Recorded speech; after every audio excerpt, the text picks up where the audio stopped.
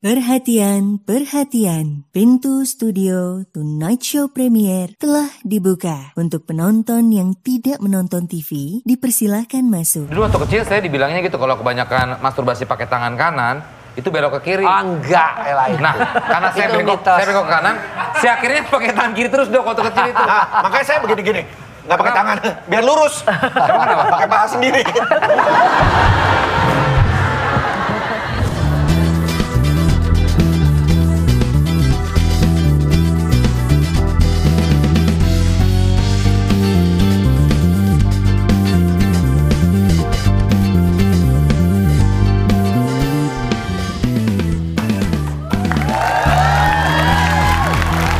Welcome back di Tonight Show Premier.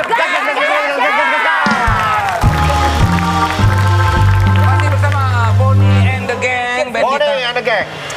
Dan masih bersama juga ada Dr. Boyke. Menarik perbincangan kita sekali lagi apa yang kita hadirkan bersama Dr. Boyke. Sebagai edukasi ya. Sebagai edukasi, tolong dicerna baik-baik. Cara bijaksana. Cara bijaksana. Ya. Ya. Cara dewasa. Dan tidak main-main. Dok, tema kita malam hari ini adalah tips memuaskan pasangan di ranjang. Oke. Ini di ranjangnya, ini sebenarnya nggak harus diranjang ya. Nah, bisa Bebas. di atas bathtub, bisa di atas karpet, Di meja dapur. bisa di meja dapur, betul, di atas sofa. Bagian dari Kalau jadi kebayangin Iya, sih. nggak apa-apa kan sama pasangan. Iya. Iya. Pasangan orang lagi. Gue pulang kali ya. Ya udah, lo tadi kan mau pasangan orang langsung ajak pulang. Nih Dok, pertanyaan pertama, silakan. Iya, Ini. pertanyaan yang pertama dok, ini banyak sekali kan juga menjadi hal yang minder juga buat para cowok. Misalkan dia ngerasa alat kelaminnya kecil, apakah bisa memuaskan pasangannya? Padahal kan sebenarnya Titik G-spotnya mungkin di dalam banget. iya, jadi nggak bisa, Nggak nyampe. kayak Nggak nyampe. Ada Apa tulisan sih? gitu kedalaman 100 meter. Nah. Wah, jauh amat. Akhirnya disambung sama dia. Itu kan sesuatu hal yang emang udah karunianya dikasih segitu kan Iya. dok. Nah gimana sih biar Gini, karunia? ya, Nah, ini, ya kan ini. itu kelamin karunia. Nggak bisa sering tipis. orang berpikir bahwa mereka itu membandingkannya dengan blue film yang Anunya alat gede. kelaminnya gede-gede dan sebagainya. Saya pernah dalam rangka pendidikan seks itu juga di Belanda waktu itu sempat ngeliat bagaimana sih cara pembuatan film, bahkan dipresentasikan waktu itu ya di dalam satu kongres seksologi. Yang mereka itu kelihatan besar karena memang di dalam kameranya juga dikasih pembesar gitu loh, satu. Kedua, cara angle mengambilnya itu juga kelihatan jadi lebih panjang. Nah, itu yang saya pakai membuat angle macam-macam tetap kecil aja. Dok. enggak juga. Maksudnya, mereka di dalam pembuatan film tersebut. Nah, satu, mitos bahwa G-spot itu dalam, enggak. G-spot itu letaknya pada bagian yang sangat sensitif pada vagina itu adalah sepertiga bagian atas vagina. Semua wanita? 11 di antara jam 11-12. Jadi begini, ini vagina, kita raba sepertiga bagian atas, 2/3-nya tidak ada saraf sama sekali. Jadi penis sekecil apapun masih bisa memuaskan. Kalau dia bisa menyentuh daerah sepertiga bagian atas vagina. Loh, tapi ada batas minimum nggak sih dok? 8, 9 itu masih bisa. Berarti di bawah itu nggak bisa? Udah nggak bisa. Kita Harus- sebut mikropenis. Oh. Atau 8, katanya 9 cm. katanya kalau Nanti yang pada saat ereksi. kalau yang rapat banget harus minum obat yang penis licin tuh bener nggak sih? Emang Penis ada? licin. Yang rapat apanya? Ada obat penis licin? Enggak, ini kakak tuh Oh lagi itu ngomong. penisilin. Oh, Ya, kakak. nggak apa-apa saya benerin sendiri. Tapi nggak masuk ke... Nggak apa-apa saya jokesnya farmasi mungkin jarang yang mengkonsumsi obat. Iya, Gue paham kita pakai penisilin. rumah kak, penisilin itu maka penisilin. Iya penisilin, cuman penicillin. kok oh ya. buat Nggak apa-apa.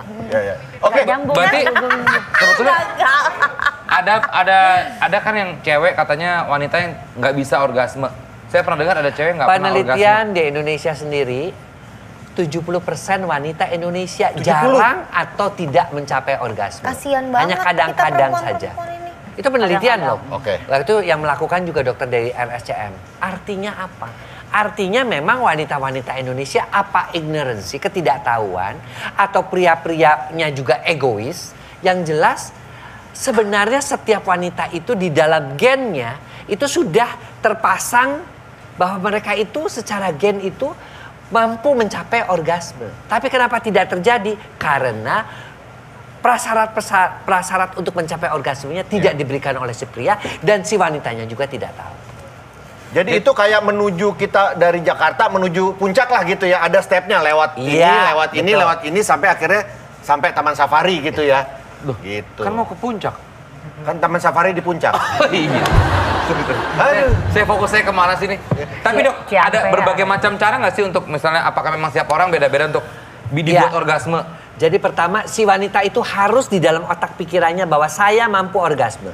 Bahwa kemampuan orgasme itu bukan dengan pasangannya di atasannya itu si pria itu hanya membantu. Menyentuh, mencium, menjilat, merangsang dengan rambutnya, meniup dan mengatakan kata-kata cinta, gerakan itu hanya membantu. Tetapi kemampuan orgasmenya itu ada di gennya dia sendiri. Dia sendiri yang harus bisa orgasme. Tapi dok, nah kebanyakan si wanita di Indonesia ini mengharapkan laki-laki baru maco kalau dia bisa bikin gue orgasme. Jadi sampai 15 menit, 30 menit juga nggak bisa orgasme, si laki-lakinya juga udah keburu capek. Karena di dianya sendiri terpaku bahwa orgasme itu hanya diberikan oleh pria, bukan built-in dari dirinya sendiri. Berarti mindsetnya juga harus diperbaiki dok ya? Itu dia. Mindset dirinya untuk bisa orgasme juga. Iya. Terus kalau kayak jenis-jenis penis itu pengaruh nggak sih dok? Karena katanya ada yang gemuk. Bengkok, penelitian lurus. sih memang kalau penelitian itu waktu itu dilakukannya di Inggris ya terhadap wanita-wanita yang mencapai orgasme dan mereka merasa nyaman dengan penis seperti apa yang bisa membuat mereka orgasme. Karena di sana kan mereka biasa sih berganti-ganti pasangan dari mulai SMP kan mereka. Ternyata yang pendek dan kekar. Karena apa? Karena ya itu tadi dia bisa menyentuh bagian-bagian daripada dinding vagina. Jadi kalau panjang malah bukan jaminan. Karena secara anatomi sendiri bagian 2/3 vagina sudah tidak mengandung saraf-saraf yang sensitif. Betul kan, misalnya tadi nanya berarti pendek kayak gimana gitu ya sih kok. Kekar tuh ototnya, ada ototnya apa gimana sih dok? Ini kayak gini. Kekar kayak gitu dok. Kalau ada duri-durinya kayak kaktus gini gimana dok?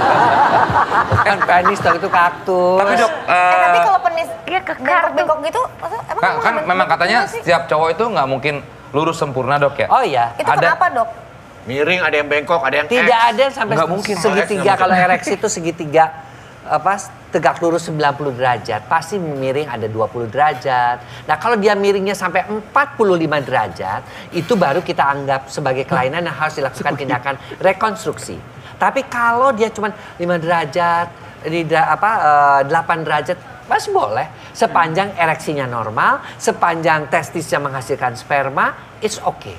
Dulu waktu kecil saya dibilangnya gitu, kalau kebanyakan masturbasi pakai tangan kanan, itu belok ke kiri. Enggak, Nah, karena saya bengkok ke kanan, saya akhirnya pakai tangan kiri terus dok waktu kecil itu. Makanya saya begini-gini, nggak pakai tangan, biar lurus. Pakai paha sendiri. Kalau saya dulu masturbasi gini sih dok, duduk nih. Oh, guling. Saya pengen tarik sedikit dok ya, buat ini edukasi dan juga penyadaran diri bahwa cewek mencapai orgasme. Orgasme itu apa sih? Mungkin cewek-cewek, gue udah keluar kok. Ya. Apakah itu masuk orgasme atau apa? Jadi orgasme itu adalah keterlibatan pikiran ya dan fisik. Pikirannya apa? Si wanita merasa dia seperti melayang. Si wanita merasa dia seperti sudah nggak bisa mengatakan lagi, sehingga di orang Prancis mengatakan kematian kecil, seakan-akan mati, seakan-akan terangkat dengan kenikmatan yang tidak bisa diceritakan. Oh jadi kayak rasanya mau meninggal. Nah gitu loh ya. Kemudian aspek fisiknya apa? Adanya kejang-kejang kecil di kaki ya yang menjalar ke atas setiap 0,7 detik, disertai dengan penghisapan si penis pria ya oleh oleh rahim si wanita, dan si penis pria itu juga dijepit dan seperti diurut, seperti dipijit ya. Nah seperti dipijit, ditambah dengan nadi yang meningkat, adanya flushing kemerahan di muka, dan juga adanya nafas yang semakin berat, dan dia tidak bisa lagi mulutnya itu merintih. Nah itulah tanda dia. Itu buat para cewek-cewek. Jadi itu mungkin nggak harus semuanya. Tidak harus semuanya, tapi itu ada beberapa ciri-cirinya. Kalau itu nggak ada berarti lo bukan orgasme, organon. Aku pernah lihat ciri-cirinya. Di swab teman aku kejang-kejang gitu bagian kaki kecil. Oh itu lain itu dia. Si Esti. Dok, tapi kalau ada cewek kan suka melakukan fake orgasm kan. Nah itu ketahuan dok ya? Kalau si cowok juga sama-sama bodoh ya nggak tahu. Tapi kalau kita mah tahu loh, kok nggak ada kejangnya, kok nggak ada flashingnya, kemudian kok penis kok nggak terjepit, nggak bergetar gitu kan, seperti diremas gitu kan. Kok nggak ada itu, berarti dia faking orgasm. Dan wanita yang melakukan faking orgasm itu sekitar 50-60% dalam satu kurun waktu ya.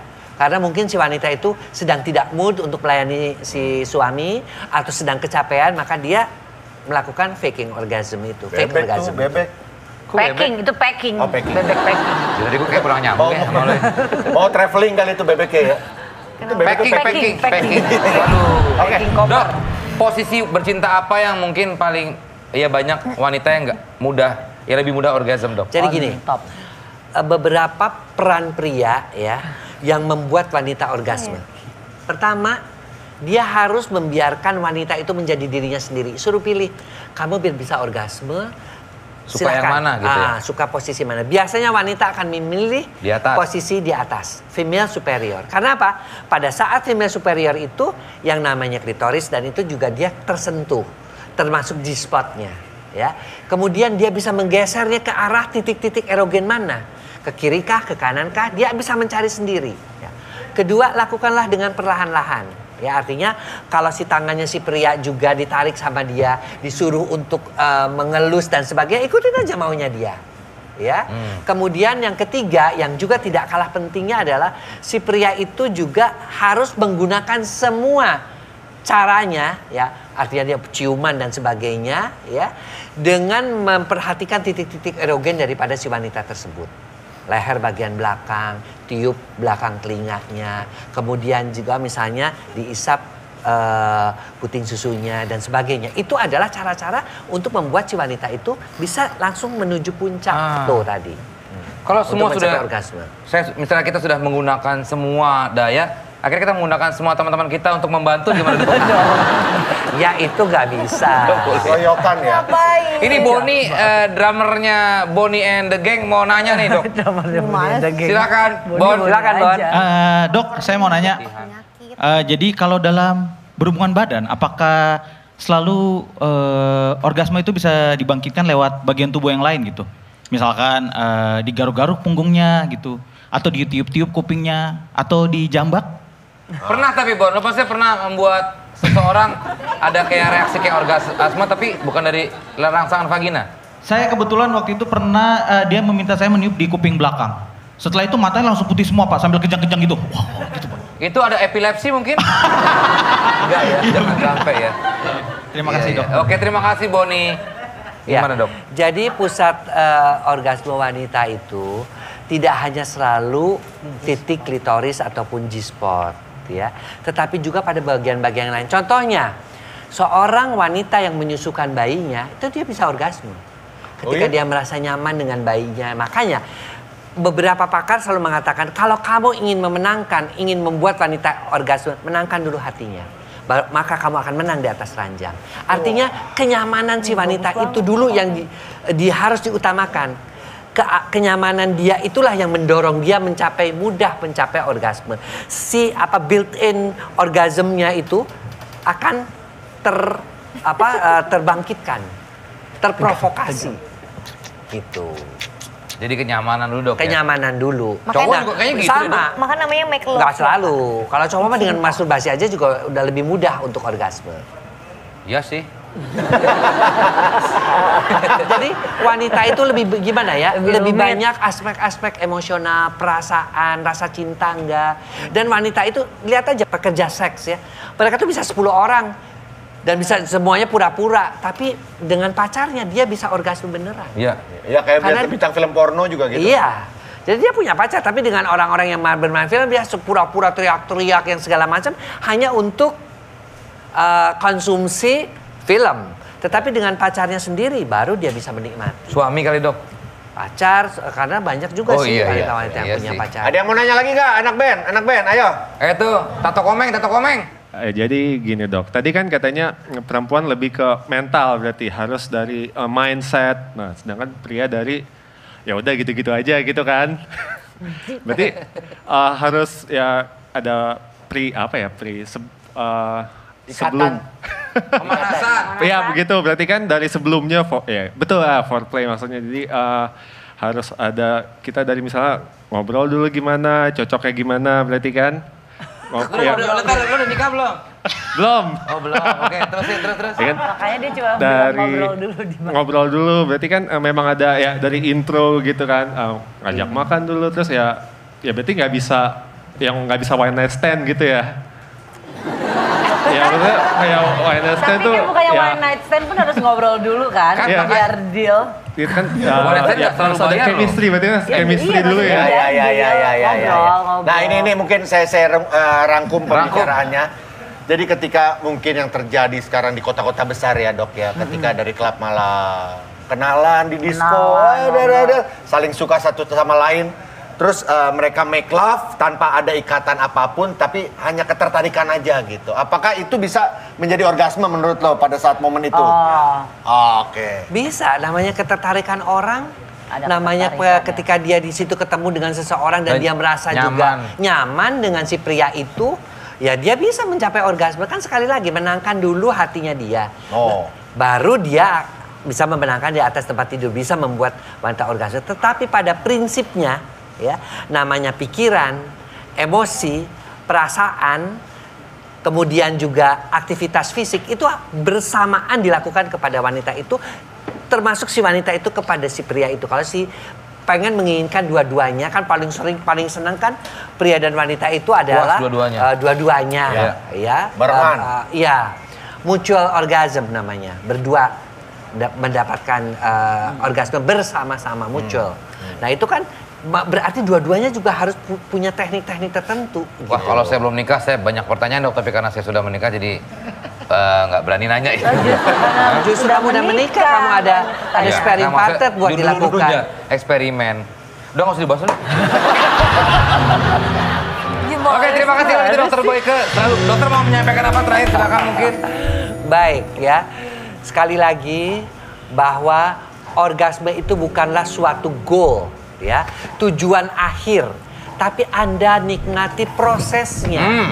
Ketika suatu hubungan itu dilakukan, ya, dari mulai sentuhan, ciuman, jilatan, kemudian gerakan-gerakan verbal, ungkapan-ungkapan rasa cinta, nikmati itu. Secara langsung dia pelan-pelan akan membawa Anda membangkitkan gen-gen pada wanita itu untuk bisa orgasme, akan terbangkitkan, terprovokasi, akhirnya Anda bisa mencapai orgasme. Jadi jangan dari awal tujuan si laki-laki itu gimana ya, berapa kali ya gue bisa bikin dia orgasme. Jangan berpikir seperti itu. Justru seks itu harus dinikmati prosesnya. Wah, oke kalau gitu. Terima kasih Dr. Boyke. Sama-sama. Thank you buat Bonnie and the gang dan juga pertanyaannya tadi ya. Semoga apa yang kita hadirkan ini menjadi edukasi, menjadi pembelajaran buat kita semua ya. Bisa berikan manfaat ya. Amin. Untuk yang mau menikah dan yang sudah menikah juga. Sampai ketemu lagi di Tonight Show Premier lainnya. But I won't